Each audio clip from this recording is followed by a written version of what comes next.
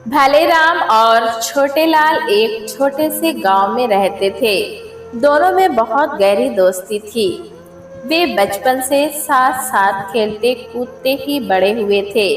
पूरे गांव में उनकी दोस्ती के चर्चे थे और हो भी क्यों ना। उनकी दोस्ती थी ही ऐसी कि अगर जरूरत पड़े तो वे एक दूसरे के लिए अपनी जान भी दे सकते थे। भले और छोटे दोस्त होने के साथ ही अच्छे पड़ोसी भी थे। दोनों के परिवारों के बीच भी उनकी दोस्ती के चलते बड़े ही घनिष्ठ संबंध थे। भले राम के परिवार में उसके पिता केवल राम, माँ माया और एक बहन सरोज थी। वहीं छोटे लाल के परिवार में उसके पिता मुन्ना लाल, माँ गौरी और बहन छुटकी थी। गांव में 12वीं क्लास तक ही स्कूल था। उतनी पढ़ाई दोनों ने साथ साथ कर ली थी। अब आगे क्या करना है, यह एक बड़ा ही पेचीदा प्रश्न था। गांव में इसके आगे पढ़ने के लिए कॉलेज नहीं था और गांव तथा अपने परिवार को छोड़कर दोनों कहीं बाहर शहर जाना नहीं चाहते थे। क्या करें, इसी कश्मकश में कुछ समय और बीत गया। इस खाली समय में वे गांव के अखाड़े में जाकर कसरत करते और दांव पेच लगाना सीख रहे थे। कुश्ती का खेल देखकर उन्हें भी ये शौक लगा था, लेकिन ये मात्र शौक तक ही सीमित था, जो केवल कुछ ही दिन उनके साथ रह पाया और कुछ ही दिनों में उनका शौक ठंडा पड़ गया। जवानी की दहलीज पर अपने कदम रख चुके भले और छोटे अब साथ में मिलकर पैसा कमाना चाहते थे। आपस में बहुत विचार विमर्श करने के बाद उन्होंने अपने अपने घर में बात की कि उन्हें मिलकर एक किराने की दुकान खोलने का मन है। केवल राम और मुन्ना लाल ने अपने बच्चों के मन की बात सुनने के बाद पहले आपस में चर्चा की। केवल राम ने कहा, देख मुन्ना, हमारे गांव में कोई भी अच्छी किराने की दुकान नहीं है। मुझे लगता है कि बच्चों की ये योजना एक अच्छी शुरुआत होगी। तेरा मन क्या कहता है मुन्ना? हाँ केवल, विचार तो बहुत अच्छा है और फिर हम दोनों भी तो है ना उनके पीछे। मेरा मन भी कह रहा है हमें उन्हें अनुमति अवश्य देना चाहिए। हाँ तो फिर हम भले और छोटे को साथ में बिठाकर उनकी इस ख्वाहिश के ऊपर चर्चा करते हैं। दूसरे दिन भले के पिताजी केवल राम ने उससे कहा, भले जाओ जाकर छोटे और उसके बाबूजी मुन्ना लाल को बुला लाओ। ठीक है बाबूजी, कहता हुआ वो बाजू के घर में छोटे और मुन्ना लाल को बुलाने चला गया। मुन्ना लाल ने कहा, भले यहाँ अपने आंगन में बैठकर चर्चा करते हैं। खटिया बाहर ही पड़ी है, जाओ तुम्हारे बाबूजी को ही यहीं बुला लाओ। केवल राम ने आते हुए कहा, अरे मुन्ना, मैं खुद ही आ गया। छोटे जरा एक खटिया और ले आ, जा अंदर वाले कमरे में पड़ी है। जी चाचा जी, अभी लेकर आता हूँ। भले पहली वाली खटिया पर गद्दा डालकर चादर बिछा रहा था, तब तक छोटे ने भी दूसरी खटिया पर बिस्तर लगाकर तैयार कर दिया। केवल राम की पत्नी माया रसोई में खाना पका रही थी कि तभी मुन्ना लाल की पत्नी गौरी भी उसे मदद करने आ गई। इतने में बाहर आंगन से केवल राम की आवाज माया के कानों से टकराई। अरे सुनती हो माया, जरा गरम गरम चाय और कांदा भजिए बनाकर ले आओ। दोनों पड़ोस ने एक दूसरे को देखकर मुस्कुराई और माया ने जवाब दिया, हाँ हाँ क्यों नहीं, अभी बनाकर लाती हूँ। अब चारों आंगन में बैठे भजिए और चाय की चुस्कियों के बीच दुकान खोलने के बारे में चर्चा कर रहे थे। भले राम ने कहा, बाबूजी, हम शहर से अच्छी अच्छी ऐसी चीजें लेकर आएंगे जो हमारे गांव वालों ने कभी भी उपयोग में नहीं लाई होगी। नई नई वस्तुओं के आकर्षण में लोग हमारी दुकान पर खिंचे चले आएंगे। छोटे ने कहा, चाचा जी, हम दोनों मिलकर बहुत ईमानदारी के साथ दुकान चलाएंगे। गांव के लोगों के साथ कभी किसी भी तरह की बेईमानी या धोखाधड़ी नहीं करेंगे। केवल राम ने कहा, तुम्हारी बातों में दम तो है, क्या बोलते हो मुन्नालाल? हाँ, मुझे भी सब कुछ सही लग रहा है। फिर देरी किस बात की बाबूजी? हम सामान लाने का काम शुरू करें? छोटे लाल ने पूछा। मुन्ना ने कहा, लेकिन पैसे? तभी केवल राम ने कहा, देख मुन्ना, धंधे में हिसाब किताब लेन देन में संकोच करने से रिश्ता बिगड़कर खत्म हो जाता है। इसीलिए सब कुछ पारदर्शी होना चाहिए। हाँ, तुम ठीक कह रहे हो केवल।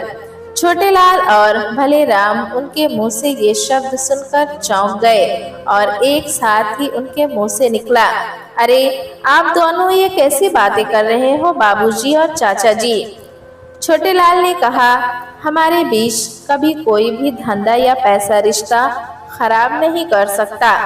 हम यारों के यार हैं। बस अभी एक बार आप लोग हमारी मदद कर दो, उसके बाद तो हम मेहनत करके सब संभाल लेंगे और भगवान चाहेगा तो आप दोनों को पैसा भी लौटा देंगे। मैं ठीक कह रहा हूँ ना भले? हाँ बिल्कुल। छोटे लाल और भले राम की बातें सुनकर दोनों के बाबूजी अपने बच्चों की मदद करने के लिए खुशी खुशी राजी हो गए थे। बस फिर अगले ही दिन भले और छोटे दुकान का सामान लेने गांव से शहर की ओर निकल गए। आज भले राम और छोटे लाल बहुत खुश थे। आखिर वे एक जिम्मेदारी से भरी अपने जीवन की नई पारी की शुरुआत करने जा रहे थे। देखते ही देखते हफ्ते 15 दिन में उनकी किराने की दुकान उद्घाटन के लिए तैयार हो गई। गांव की छोटी छोटी दुकानों के बीच मानो ये दुकान राजकुमारी की तरह लग रही थी। गांव वाले बड़ी संख्या में दुकान देखने के लिए जुट रहे थे। बारी बारी से वे दुकान में जाते, वहां का सामान देखकर गांव के स्त्री पुरुष लालायित हो रहे थे। एक दूसरे से उस दुकान की तारीफ कर रहे थे। बच्चे भी बहुत खुश थे। उनके लिए भी दुकान में बहुत कुछ नया था। नई नई चॉकलेट, बिस्किट, खिलौने वगैरह। आज पहले ही दिन से लोगों ने जोर शोर से खरीदारी शुरू कर दी थी। धीरे धीरे उनकी किराने की दुकान अच्छी तरह चल निकली। बड़ी ही समझदारी और ईमानदारी से दोनों दोस्त अपनी दुकान चला रहे थे। पैसा आधा आधा, मतलब लागत भी आधी आधी, फायदा भी बराबर और अगर घाटा हो तो वो भी आधा आधा। साथ साथ धंधा करने पर भी उनकी दोस्ती पर कभी कोई आंच नहीं आई। इसी तरह जोश और खुशी से दुकान चलती रही। देखते देखते 5 साल गुजर गए। एक दिन छोटे लाल ने भले राम से कहा, भले अपनी दोस्ती को अगर हम रिश्तेदारी में बदल ले तो? हाँ यार, मैंने ऐसा तो कभी सोचा ही नहीं था। तू एकदम सही कह रहा है। हमारे परिवार यूं तो साथ साथ ही हैं, लेकिन तब तो हम रिश्तेदार बन जाएंगे। छोटे लाल मन ही मन भले राम की बहन सरोज से प्यार करता था, इसीलिए उसने भले से रिश्ते वाली बात कही थी। भले के मुंह से हाँ सुनने के बाद छोटे ने अपने दिल की बात उससे कहने का मन बना लिया। कुछ देर सोचने के बाद छोटे ने कहा, भले सुन, मैं सरोज से शादी करके तुझे मेरा साला बना लेता हूँ। बोल क्या कहता है? बात तो पते की है, मगर अम्मा बाबूजी से पूछना तो पड़ेगा ना। हाँ हाँ, तो वे कौन सा मना करने वाले हैं। वैसे भी सरोज की उम्र भी शादी लायक तो हो ही गई है और चाचा जी भी एक अच्छे लड़के की तलाश में हैं। मैं जानता हूँ। हाँ, तू ठीक कह रहा है छोटे। मैं आज ही बाबूजी से बात करता हूँ। उसी रात को खाना खाते समय भले राम ने अपने पिताजी से कहा, बाबूजी, छोटे लाल कितना अच्छा लड़का है ना, मेहनती, स्मार्ट और स्वभाव भी कितना अच्छा है ना बाबूजी? हाँ हाँ, बहुत अच्छा लड़का है। बचपन से जानते हैं हम लोग उसे। मेहनती भी है और समझदार भी। पर आज अचानक तू इस तरह उसकी तारीफ के पुल क्यों बांध रहा है? बीच में ही माया ने कहा, अरे समझदार को इशारा काफी है, तुम समझे नहीं? हमारा बेटा छोटे का रिश्ता लेकर आया है अपनी बहन के लिए। ये सुनते ही केवल की आंखों में चमक आ गई। उनकी आंखों की चमक देखकर भले ने कहा, तो बाबूजी, उसे हम अपनी सरोज के लिए। कुछ सोचते हुए उमंग के साथ केवल राम ने कहा, वाह, ये बात कभी मेरे दिमाग में क्यों नहीं आई। हमने तो सरोज के लिए लड़का देखना भी शुरू कर दिया था। ये तो वही बात हो गई भले की, बगल में छोरा और गांव में ढिंढोरा। बाहर जाने की जरूरत ही क्या है। हमारी बिटिया भी पास में ही रहेगी, हमारी आंखों के सामने। हम दोनों कल ही जाकर मुन्नालाल से रिश्ते की बात कर लेते हैं, वो भी ये सुनकर खुश हो जाएगा। दूसरे दिन माया और केवल राम छोटे लाल के घर पहुंच गए।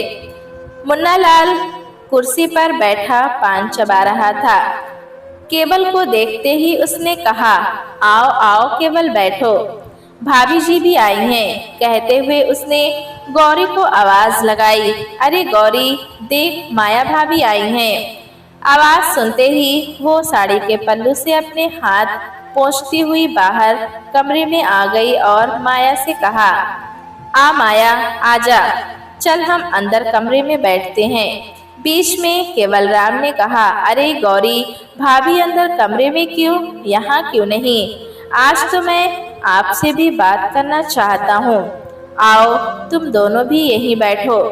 गौरी को तो बिल्कुल भी अंदाजा नहीं था कि आखिर बात क्या है। फिर भी वो मुस्कुराते हुए वहीं कुर्सी पर बैठ गई। तब केवल राम ने कहा, मुन्ना, मैं तो टूक में एक ही बात कह रहा हूँ, घुमा फिरा कर नहीं कहूँगा। अरे बोलना केवल, क्या कहना चाह रहा है? मुन्ना, मैं सरोज का रिश्ता लेकर आया हूँ, छोटे के लिए। मुन्ना मुस्कुराया और केवल की तरफ देखने लगा। जब वो कुछ बोला नहीं तब केवल ने कहा, क्या हुआ यार? क्या तुझे? कुछ पलों के लिए वहाँ एक सन्नाटा सा छा गया। सब मुन्ना लाल की तरफ टकटकी लगाकर देख रहे थे कि आखिर वो क्या कहेंगे। बेचैनी भरे इंतजार के लम्हों को समाप्त करते हुए मुन्ना लाल ने मुस्कुराते हुए कहा, गौरी जाओ, भाई हलवा बनाकर लाओ, सबका मुंह मीठा करवाओ। ये सुनते ही सभी की खामोशी मुस्कुराहट में बदल गई और चेहरों पर चमक भी आ गई। छोटे लाल भी कान लगाकर सुन रहा था। सबकी हाँ सुनकर उसका मन लंबी लंबी उछाले मार रहा था, जैसे मानो पूनम की रात में सागर की लहरें मोटी मोटी उछाल मार रही हो। मुन्ना और गौरी भी बहुत खुश थे। बिना ढूंढे, बिना माथा पच्ची किए इतनी अच्छी सुकन्या घर बैठी ही मिल गई थी। बस कुछ ही समय में हलवा बनकर काजू किशमिश के साथ प्लेटों में सज कर आ गया था और रिश्ते के पक्का होने पर इस हलवे के अपनी मुहर लगा दी थी। मुन्ना लाल ने एक चम्मच हलवा केवल के मुंह में खिलाते हुए कहा, चलो, हम पड़ोसी से दोस्त बने थे और आज दोस्त से अब रिश्तेदार बन रहे हैं। अरे हम समधी बन गए, समधी। हमारा स्नेह तो बढ़ता ही जा रहा है। तभी केवल ने कहा, बस किसी की नजर ना लगे। नजर वजर कुछ नहीं लगती केवल, बस अगर आपसी समझदारी हो तो रिश्ते बिना नोक झोंक के प्यार के साथ लंबे चलते ही जाते हैं। कहते हुए उसने केवल को गले से लगा लिया। सरोज के मन में भी यह जानकर लड्डू फूट रहे थे, क्योंकि हलवे की खुशबू तो उसे भी आ रही थी और यही खुशबू उसे हाँ का एहसास दिला रही थी। वो सोच रही थी कि माँ बाप की दहली छूटेगी जरूर, लेकिन आसपास रहने का सुख जीवन भर उसे मिलता रहेगा। दिन भर यहाँ से वहाँ आना जाना लगा रहेगा। वो कितनी भाग्यशाली है जो उसके लिए भगवान ने इतना अच्छा रिश्ता तय करके रखा था। उसके बाद चंद हफ्तों के अंदर ही शुभ मुहूर्त देखकर बाजे गाजे के साथ विवाह की रस्में शुरू हो गई। छोटी छोटी विधियां, हल्दी, मेहंदी, गाना बजाना सब चल रहा था। ढोलक की थाप और मंजीरे की कर्णप्रिय आवाज से उनका आंगन गुंजायमान हो रहा था। इस शादी में दहेज की कोई मांग नहीं थी, लेकिन सरोज के लिए केवल राम और माया ने काफी कुछ जोड़ कर रखा था। घर के आंगन में एक बड़ा सा मंडप बना था। लड़के और लड़के वाले दोनों की रस्में उसी आंगन में हो रही थी। छोटे लाल की नजर आती जाती सरोज पर अगर पड़ जाती तो नजरें मिलते ही सरोज की पलकें शर्म से नीचे झुक जाती। इस तरह ब्याह वाला दिन भी आ गया। छोटे लाल दूल्हा बनकर बहुत खुश था। जैसे ही वो सज धज कर घोड़ी पर सवार हुआ, उसी समय उसके अंदर एक दामाद ने जन्म ले लिया। इस समय वो मानो अपने आप को कोई राजकुमार ही समझ रहा था। घर के बाहर आंगन से निकलकर बारात पूरे गांव में घूमती हुई नाचते गाते वापस उसी आंगन के सामने आ गई जहां से निकली थी। छोटा सा गांव था और गांव के अधिकतर परिवार इस विवाह में शामिल थे और बढ़ चढ़कर नाचने गाने में हिस्सा भी ले रहे थे। पटाखों की आतिशबाजी से पूरा आकाश चमक रहा था। बारातियों का स्वागत कर सबको शरबत दिया जा रहा था। सभी बाराती आनंद विभोर हो रहे थे। किसी को विवाह देखने में रुचि थी और किसी को भोजन का इंतजार था। सरोज का मन दो पाटों की चक्की की तरह घूम रहा था। जहां एक तरफ मायका छूटने का दुख था, तो वहीं ससुराल जाकर पति की बाहों में जाने की खुशी भी थी। इसी दुख और खुशी के बीच जब छोटे लाल ने उसकी मांग में सिंदूर भरा, उन पलों में सरोज को प्यार की ऐसी अनुभूति हुई जिसे महसूस करके उसका तन मन रोमांचित हो उठा। पंडित के मंत्रों के साथ सरोज और छोटे लाल का गठबंधन चल रहा था। 7 फेरों के पूरा होते ही सरोज छोटे की पत्नी बन गई और विवाह संपन्न हो गया। विवाह संपन्न होने के बाद दूसरे दिन विदाई के पहले दोपहर के भोजन का समय हो रहा था। सभी बाराती खाने के लिए बैठ गए थे। उनके समाज में ऐसी प्रथा थी कि विवाह के बाद जब लड़का पहली बार खाना खाने बैठता है तब उसे कुछ न कुछ नेक देना होता है। कभी कभी लड़का अपनी मनचाही वस्तु की मांग भी करता है और नेक मिलने के बाद ही वो खाना खाता है। अगर उसकी इच्छा पूरी ना हो तो वो खाने से इनकार कर देता है और ऐसा हो ये तो कोई भी नहीं चाहता। यहाँ तो ऐसी किसी भी बात का किसी को कोई तनाव था ही नहीं। सब कुछ राजी खुशी से चल रहा था। खाने की थाली पर बैठा छोटे लाल अभी इंतजार कर रहा था कि तभी भले वहां आया और उसकी थाली से ही मिठाई का एक टुकड़ा तोड़कर अपने हाथों से पहला कोर छोटे को खिलाने लगा। जैसे ही भले राम का हाथ छोटे के मुंह तक आया, वैसे ही छोटे ने भले राम का हाथ पकड़कर उसे रोकते हुए कहा, अरे भले ऐसे ही सूखा सूखा भोजन करा देगा, कुछ नेक नहीं देगा मुझे, घर की मुर्गी दाल बराबर, यही समझ रहा है ना तू। भले चौंक गया, लेकिन फिर इस बात को मजाक समझते हुए कहा, अरे बोल ना यार, तेरे लिए तो मेरी जान भी हाजिर है। अरे जान किसको चाहिए भले, अरे तो फिर बोलना क्या चाहिए, देगा जो मांगूंगा। हाँ हाँ तू बोल तो सही, तो फिर भले हमारी किराने की पूरी दुकान मेरे नाम कर दे। ये शब्द सुनते ही सारे बाराती घराती सब चौंक गए और एक दूसरे की तरफ देखने लगे।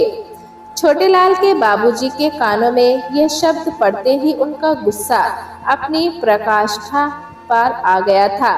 वो उठकर उस तरफ जाने ही वाले थे कि केवल राम ने उनका हाथ पकड़कर कहा, रुक जा मुन्ना, होने दे जो हो रहा है। ये दो दोस्तों के बीच की बात है, हमें शांत रहना चाहिए। मुन्ना रुक गया। भले राम के आश्चर्य का ठिकाना न था। यह बड़े ही जोर का झटका था और जोर से ही लगा था। अच्छा, 2 मिनट रुक, कहते हुए भले घर के अंदर जाकर दुकान के कागज लेकर बाहर आ गया। अपनी जेब से पेन निकालकर भले राम कुछ भी लिखे उससे पहले ही छोटे लाल उठकर उसके पास आया और उसके हाथ से पेन लेकर फेंकते हुए कहा, तू पागल हो गया है क्या भले? मजाक भी नहीं समझता। मैंने तो तेरा दिल देखने के लिए ऐसे ही बक दिया था। तूने तो अपनी बहन मुझे दे दी है, उसके आगे इस दुकान की क्या कीमत है? ये सुनते ही मुन्ना लाल ने एक गहरी सुकून की सांस ली। भले ने छोटे को अपने सीने से लगा लिया। मंडप में जो शांति वाला सन्नाटा छाया था वो हंसी खुशी में वापस लौट आया। बंद ढोल की आवाज ने पुनः वातावरण को खुशी से भर दिया। लोगों के बीच आपस में एक बार फिर छोटे लाल और भले राम की दोस्ती की बातें होने लगी। उधर केवल राम ने मुन्ना लाल से कहा, देखा मुन्ना, अगर मैं मना नहीं करता तो तू उनके बीच चला ही जाता। हाँ यार, अच्छा हुआ जो तूने मुझे रोक लिया। भले ने अपने हाथों से छोटे को एक कौर खिलाते हुए कहा, अरे छोटे, तूने तो सचमुच मुझे डरा ही दिया था। छोटे ने मुस्कुराते हुए अपनी थाली से मिठाई का एक टुकड़ा उठाकर भले को खिलाया। उसके बाद सभी ने खाना शुरू कर दिया और ये रस्म भी पूरी हुई। धीरे धीरे अब समय आ गया था जब हर आंख में आंसू आ ही जाते हैं। ये सरोज की विदाई की बेला थी। यूं तो वो एक घर से निकलकर बाजू वाले घर में ही जा रही थी, लेकिन फिर भी विदाई तो विदाई ही होती है। आज भले राम, माया और केवल राम की आंखें आंसुओं से भीगी जा रही थी। भले ही ससुराल बाजू में ही हो, पर फिर भी शादी के बाद बेटी का मायका तो छूट ही जाता है। वो पहले जैसी आज़ादी कहाँ मिल पाती है। सरोज ने जब अपने पिता को चुपके से चश्मे के पीछे से आंसू पोंछते हुए देखा, तब वो दौड़कर उनके सीने से जा लिपटी। तब ऐसा लग रहा था मानो केवल राम ने भी उसे अपने सीने में छुपा लिया हो। यह दृश्य देखकर भले राम भी खुद को रोक ना सका और उसने भी सरोज को अपने सीने से लगा लिया। विदाई के गानों ने इस माहौल को और भी अधिक भावुक बना दिया था। केवल राम की आंखों से बहते आंसुओं को देखकर मुन्ना ने कहा, केवल, ये आंखों में आंसू किस लिए? यहाँ बाजू में ही तो है तुम्हारी बेटी। रो मत, कोई फर्क नहीं हुआ है केवल। इस तरह भीगी आंखों के साथ ही विदाई भी हो गई। उधर छोटे लाल के घर में सरोज का गृह प्रवेश बड़े ही विधि विधान से हुआ। सत्यनारायण की कथा, गाना बजाना सब चल रहा था। सरोज के लिए भी यहाँ कुछ नया नहीं था। रोज का आना जाना तो था ही, बस नया ये था कि आज उसकी सुहाग रात थी। छोटे और सरोज अब एक दूसरे के हो चुके थे। विवाह के तीसरे दिन भाई अपनी बहन को पग फेरे के लिए लेने आता है और बहन बहनोई दोनों को अपने घर वापस लेकर जाता है। भले राम भी अपनी बहन को लेने छोटे के घर यानी सरोज की ससुराल आया था। तब उसने मुन्ना लाल जी से कहा, चाचा जी, मैं सरोज और छोटे को लेने आया हूँ। क्या मैं? अरे हाँ भले राम, जो भी रीति रिवाज है उन्हें तो निभाना ही चाहिए। ले जाओ दोनों को। भले राम सरोज और छोटे लाल को लेकर अपने घर वापस आ गया। यूं तो हर घर में दामाद का बहुत आदर सत्कार किया जाता है, लेकिन गांव में तो ये आदर सत्कार बहुत ही बढ़ चढ़कर किया जाता है। यहाँ तो दामाद के आने पर उसके पैर परात में रखकर धोए जाते हैं। उस पानी से आचमन तक किया जाता है, यानी इस पानी को अपनी आंखों के ऊपर लगाया जाता है। छोटे ने अपने कई रिश्तेदारों के घर ये सारे विधि विधान देख रखे थे। आज उसे भी इसी तरह के आदर सत्कार की उम्मीद थी कि बस अभी उसके लिए पीतल की बड़ी सी परात आएगी, फिर वो भी बड़ी शान से उसमें अपने पाँव रखेगा और गुलाब की पंखड़ियाँ उसके पैरों पर चढ़ाई जाएंगी। उसे तिलक लगेगा, लेकिन कुछ पलों के इंतजार के बाद उसे ऐसा लगने लगा कि शायद उसे वो आदर सत्कार मिलेगा ही नहीं, क्योंकि घर की मुर्गी दाल बराबर ही होती है। वो मन ही मन सोच रहा था कि ये रिश्ता करके कहीं उसने कोई गलती तो नहीं कर दी। उधर छोटे लाल के मन में ये खिचड़ी पक रही थी और उधर भले राम के घर में सब बहुत खुश थे। बेटी और दामाद पहली बार उनके घर जो आए हुए थे। छोटे लाल को तो आज भी वो अपने घर का बच्चा ही समझ रहे थे। दरअसल छोटे लाल के लिए अब सभी के दिल में पहले से भी कहीं ज्यादा प्यार था। इसीलिए दामाद जैसा मान सम्मान करने की औपचारिकता की उन्होंने जरूरत ही नहीं समझी। छोटे लाल को अपने दामाद के रूप में पाकर केवल राम और माया तो यही सोच रहे थे कि जैसे उनका भले राम है वैसा ही छोटे लाल भी है। केवल राम अपनी पत्नी से कह रहा था, माया, हम कितने भाग्यशाली हैं। अब से तो हमारे एक नहीं दो दो बेटे हो गए हैं। हाँ, तुम बिल्कुल ठीक कह रहे हो। अभी कोई और लड़का होता तो कितनी औपचारिकताएं करनी पड़ती, है ना। हाँ, फिर भी मैं उसे तिलक लगाकर एक बार उसके पाँव छू लूंगा। कुछ भी कहो, आखिर हमने अपनी बेटी दी है उसे। ये बात तो 16 आने सच है तुम्हारी। अपनी पत्नी के साथ इस तरह विचार विमर्श करने के बाद केवल राम छोटे लाल के पास आकर उसे तिलक लगाकर उसके पाँव छूने लगा तो छोटे की आंखों में चमक आ गई और उसे लगा चलो कुछ तो शुरुआत हुई। आखिर वो इस घर का दामाद है। उसने बड़ी ही शान से केवल राम से अपने पैर पुजवा लिए। इस तरह से उसे पहली बार दामाद होने की थोड़ी सी खुशी महसूस हुई। केवल राम को बिल्कुल उम्मीद नहीं थी कि छोटे लाल उससे पैर पड़वा लेगा, क्योंकि अब तक तो हर बार त्योहार पर छोटे ही चाचा जी आशीर्वाद दो कहकर उनके पैर छूता था। 2 दिन कैसे निकल गए किसी को पता ही नहीं चला, लेकिन छोटे लाल को ये 2 दिन जैसे उसने सोच रखे थे वैसे बिल्कुल नहीं मिले। सबके द्वारा इतना प्यार मिलने के बावजूद भी उसे कुछ खल रहा था और वो था मान सम्मान। खैर, तीसरे दिन सुबह सुबह ही वे पति पत्नी अपने खुद के घर चले गए। अभी भी पहले की ही तरह भले राम उसे छोटे कहकर ही बुलाता था। जीजा जी जैसा शब्द छोटे लाल सुनना चाहता है उस बात से भले बिल्कुल अनजान था। दुकान में भी सब कुछ पहले की ही तरह चल रहा था। दोनों को बराबरी से काम करना पड़ता। केवल से जब छोटे लाल की नजरें मिलती तो वो भी पहले की ही तरह व्यवहार करते। इन सब बातों से छोटे लाल को लगता था कि ये तो उसका अपमान है। अगर कहीं बाहर से दामाद ढूंढ कर लाते, क्या तब भी ऐसा ही व्यवहार करते? फिर वो खुद ही इसका जवाब भी ढूंढ लेता।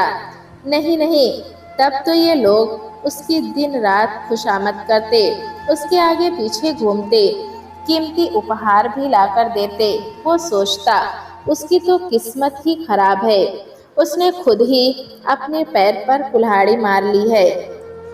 इसी तरह के नकारात्मक ख्यालों ने छोटे लाल को चिड़चिड़ा कर दिया। अब वो पहले जैसा नहीं रहा, ना ही उसका व्यवहार अब पहले जैसा रह गया था।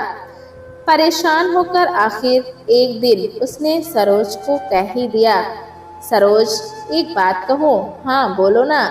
ये पूछने की क्या जरूरत है, बोलो क्या बात है। सरोज, तुमसे ब्याह करके तो मैं, सरोज ने बीच में ही कहा, जानती हूँ तुम बहुत खुश हो, मैं भी तुम्हारी जितनी ही खुश हूँ। नहीं सरोज, तुम गलत समझ रही हो। गलत समझ रही हूँ? लेकिन इसमें गलत क्या है? सरोज, मैं कहने जा रहा था कि तुमसे शादी करके मैं बहुत पछता रहा हूँ। सरोज ने हैरान होते हुए पूछा, ऐसा क्यों कह रहे हो आप? मजाक कर रहे हो ना? तुम मुझे सताने के लिए? नहीं सरोज, तुमसे शादी करने के बाद मुझे तुम्हारे घर में कभी भी दामाद की तरह मान सम्मान नहीं मिला। पागल हो गए हो क्या? ऐसा कैसे सोच सकते हो तुम? सब कितना प्यार करते हैं तुमसे। क्यों, क्या तुमने कभी देखा नहीं सरोज? दूसरे के घरों में क्या नहीं देखा मैंने? यही कि जब दामाद घर यानी अपनी ससुराल आता है, कितना आदर सत्कार होता है उसका। सब आगे पीछे घूमने लगते हैं। अरे, यहाँ तक कि परात में पाँव भी धोए जाते हैं, पर यहाँ तो कुछ नहीं हुआ। मैं जाता हूँ तो किसी को कोई फर्क ही नहीं पड़ता। अरे, कोई बैठने तक के लिए भी नहीं कहता। पाँव पूजने की तो बात ही जाने दो। छोटेलाल के मन में उसके मायके को लेकर चल रही बातें सुनकर सरोज दंग थी। उसने कहा, मेरे घर वालों ने तुम्हारे लिए इस तरह कभी सोचा ही नहीं होगा कि तुमको मान सम्मान चाहिए।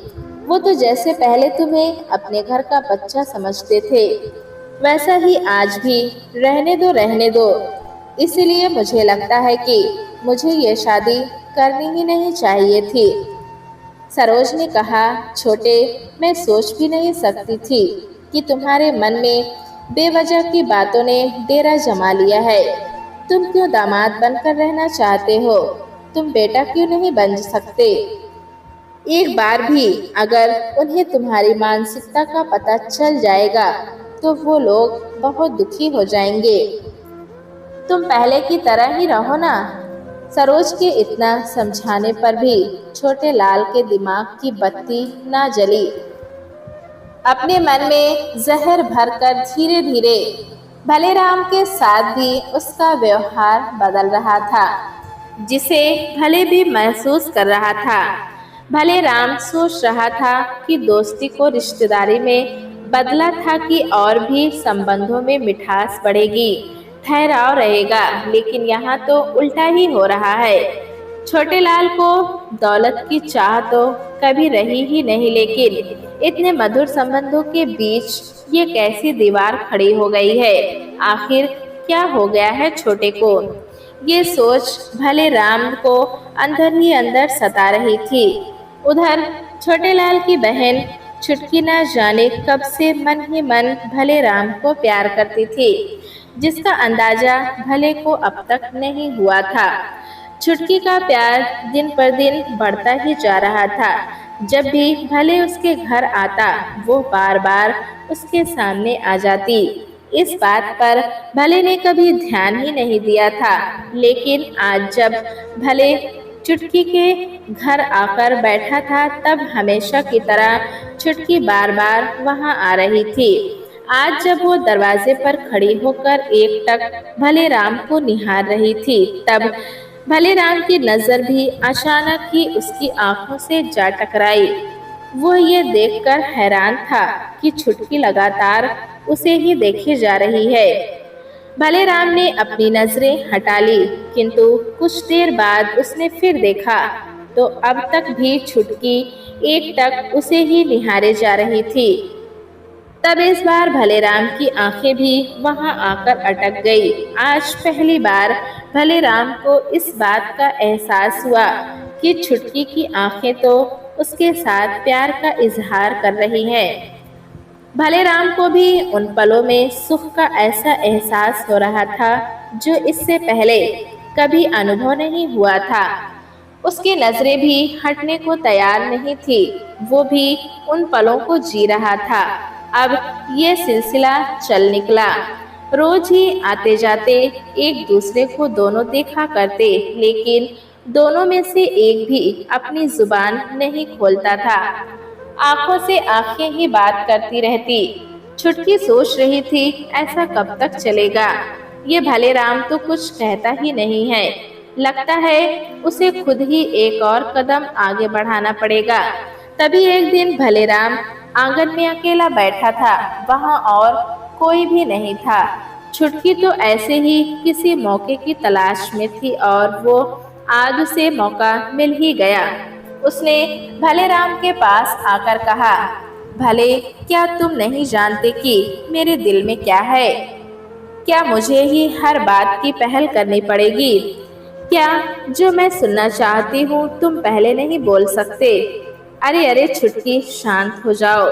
मैं सब जानता हूँ, पर क्या घर के लोग तैयार होंगे? ये मेरी मर्जी है, भले और किसी को कोई आपत्ति नहीं होगी, मैं जानती हूँ। पर मैं चाहती हूँ कि घर पर मैं नहीं, तुम बात करो कि हम एक दूसरे से। कहते हुए वो शर्मा गई। एक दूसरे से क्या छुटकी, अपना वाक्य तो पूरा करो। धत, समझदार हो तो समझ जाओ। तुम वाक्य पूरा करके बताओगी तभी तो मैं पूछूंगा।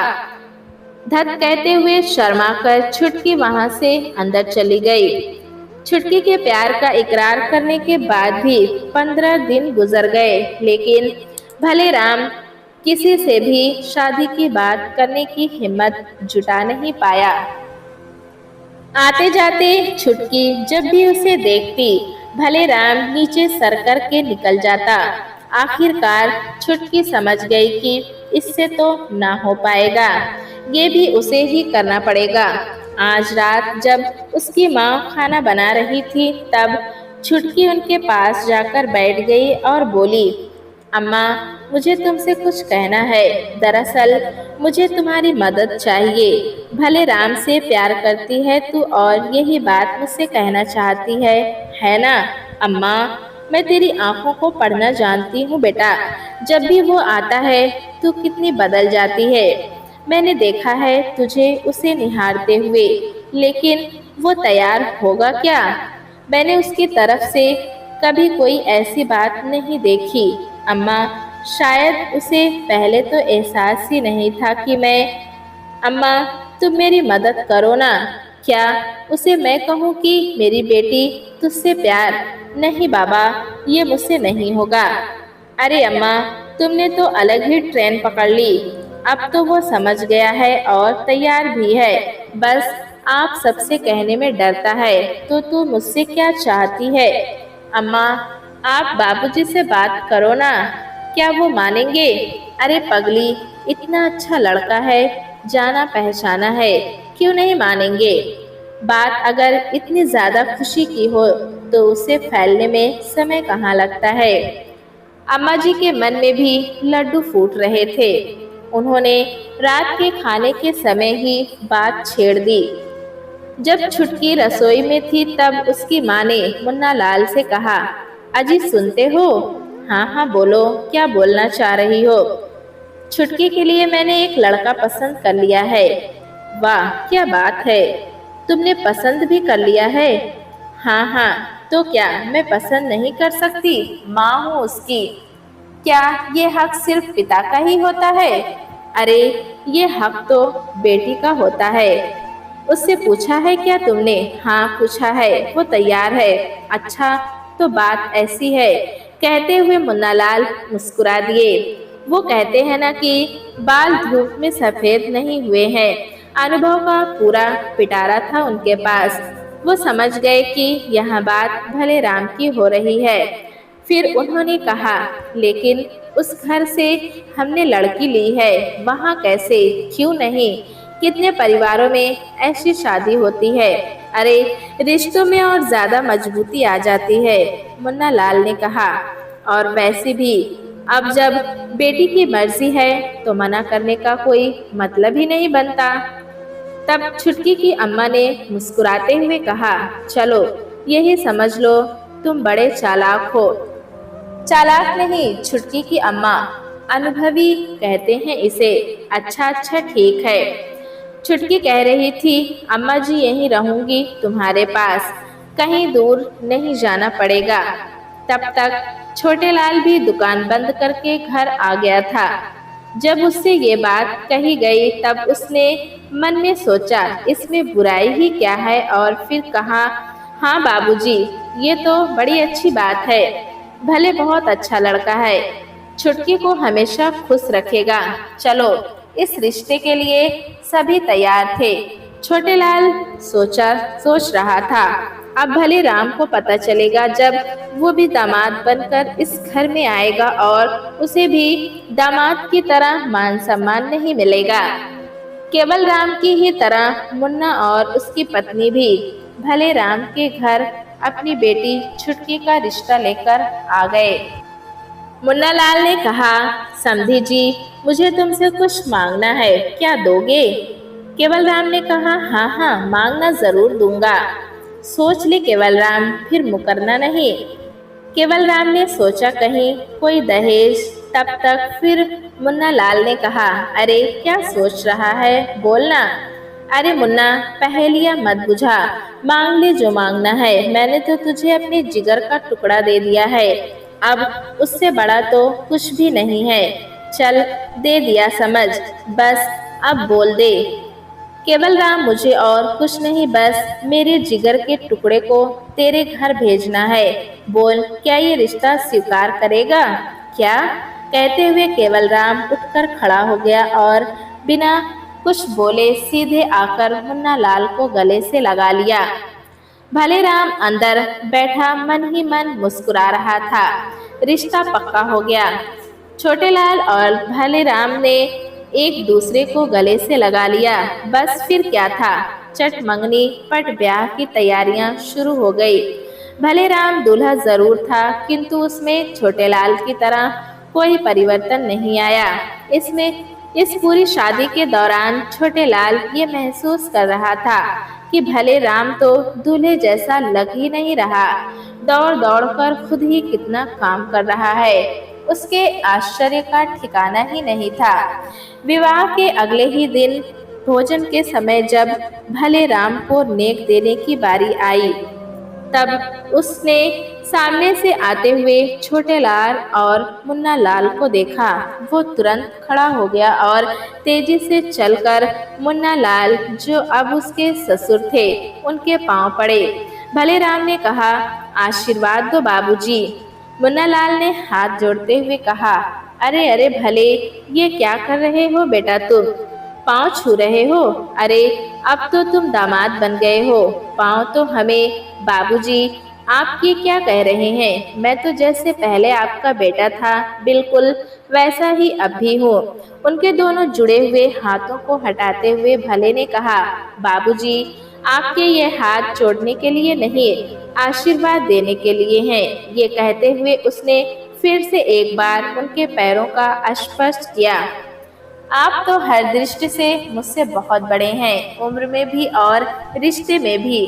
आप जैसे छुटकी और छोटे के बाबूजी हैं, बिल्कुल वैसे ही मेरे लिए भी हैं। भले राम का ये रूप देखकर छोटेलाल शर्मिंदा हो रहा था, क्योंकि इन 9 महीने में उसने कभी भी केवल राम से इस तरह की बात नहीं की थी। अगर वो पैर छूते तो छोटे को दामाद होने का एहसास बड़ी खुशी देता था। वो दामाद बन रहा था, लेकिन भले राम बेटा बन गया था। ये फर्क आज छोटेलाल को महसूस हो रहा था। भोजन के लिए जब भले राम बैठा तो छोटेलाल ने उसे एक कोर खिलाते हुए पूछा, भले मेरे यार, तुझे क्या नेक चाहिए? तब भले राम ने कहा, इतना अच्छा परिवार तो मिल गया, अब इसके आगे इससे ज्यादा प्यारा और कीमती क्या देगा छोटे? मुझे सब कुछ मिल गया है।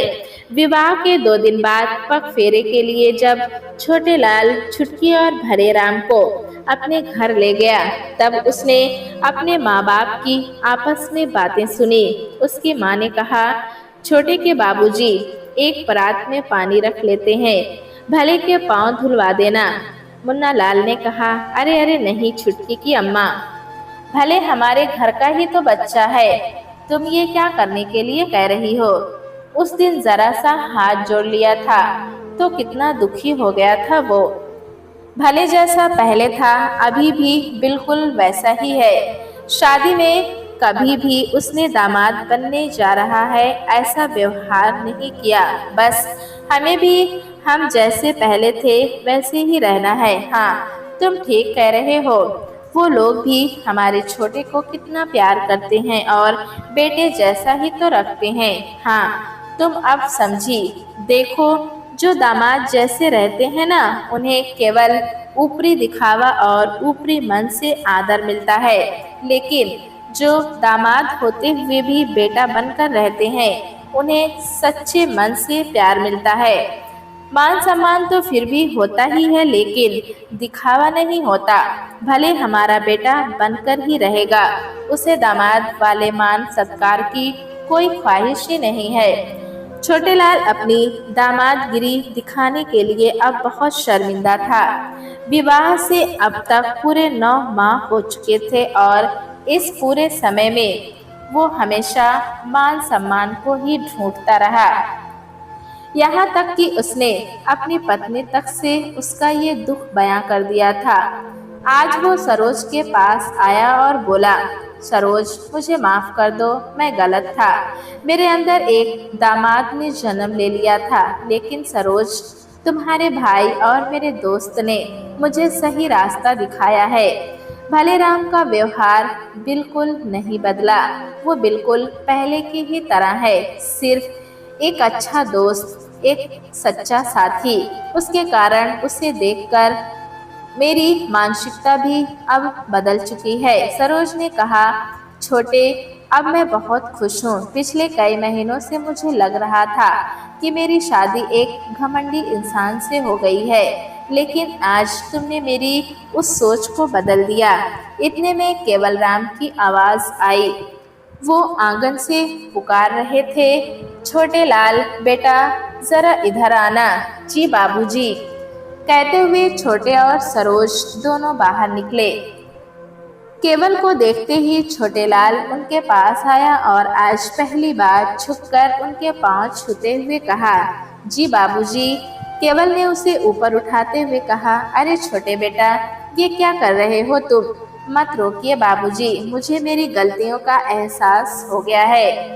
आप मुझे आशीर्वाद दीजिए, मैं पहले की तरह आपका बेटा ही हूँ।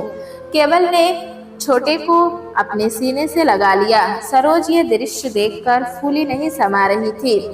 आंगन में दूर खड़ा भले राम भी ये दृश्य देख रहा था।